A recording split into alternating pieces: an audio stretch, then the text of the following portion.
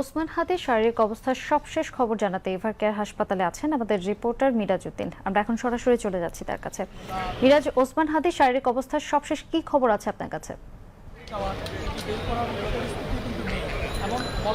ফারজানা, আপনার মাধ্যমে দর্শকদেরকে জানিয়ে দিতে চাই, কিছুক্ষণ আগে ঢাকা মেডিকেল কলেজ হাসপাতালে নিউরো সার্জিক্যাল ডিপার্টমেন্টের একজন ডাক্তার আব্দুল হাদি, তিনি কিছুক্ষণ আগে গণমাধ্যমের সামনে কিন্তু কথা বলছিলেন হাদির সর্বশেষ পরিস্থিতি নিয়ে। তিনি যেমনটি বলেছিলেন যে বর্তমানে হাদির অবস্থা অনেকটা কিন্তু আশঙ্কাজনকে রয়েছেন এবং তার মাথায় যে গুলি করা হয়েছিল সেখানে কিন্তু একটি অংশ কিন্তু এখনো ভিতরে কিন্তু রয়ে গেছে, যার কারণে কিন্তু মাথার ভিতরে অনেকটা কিন্তু রক্ত জমাট বেঁধে আছে। এছাড়াও একটু খুশির খবর রয়েছে, তার যে কিডনি রয়েছে সেই কিডনি কিন্তু অনেকটাই কিন্তু চলাচল কিন্তু করছে এবং বলা যাচ্ছে যে যদি একটু তুলনামূলকভাবে যদি ভালোর দিকে আসে তাহলে কিন্তু তাকে দেশের বাইরে নিয়ে যাওয়া যেতে পারে, এমনটি কিন্তু ডাক্তার আব্দুল হাদি তিনি বলেছিলেন গণমাধ্যমের সামনে।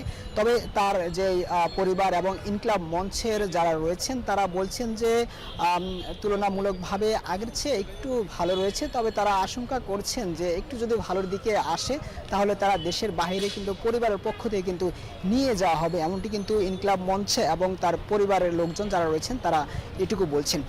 তবে হাদির যে চিকিৎসার জন্য যে মেডিকেল টিম গঠন করা হয়েছিল সেই টিমের 13 জন সদস্য বিশিষ্ট সেই মেডিকেল টিম এখন পর্যন্ত কোনো গণমাধ্যমের সঙ্গে কিন্তু কথা বলেনি। তারা এর আগে বলেছিলেন যে 72 ঘন্টার পরে কিন্তু গণমাধ্যমের সামনে কিন্তু তারা ব্রিফিং করবেন, যার কারণে কিন্তু এখনও আগামীকালকে রাত্রেবেলায় কিন্তু আসলে 72 ঘন্টা হবে, তারপরে কিন্তু তারা নতুন তথ্য দিতে পারবেন।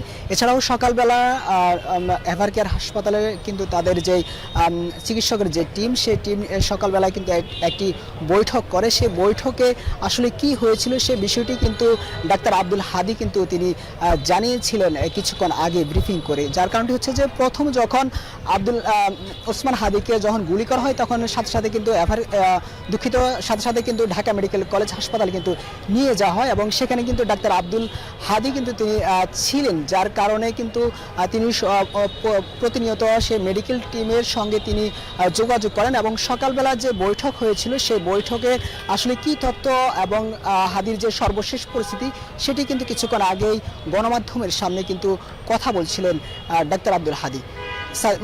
ফারজানা, এ ছিল এভার কেয়ার হাসপাতাল থেকে সর্বশেষ তথ্য। পরবর্তী কোনো আপডেট আসলে অবশ্যই আপনার মাধ্যমে দর্শকদেরকে জানিয়ে দেব। মিরাজ, আপনাকে ধন্যবাদ।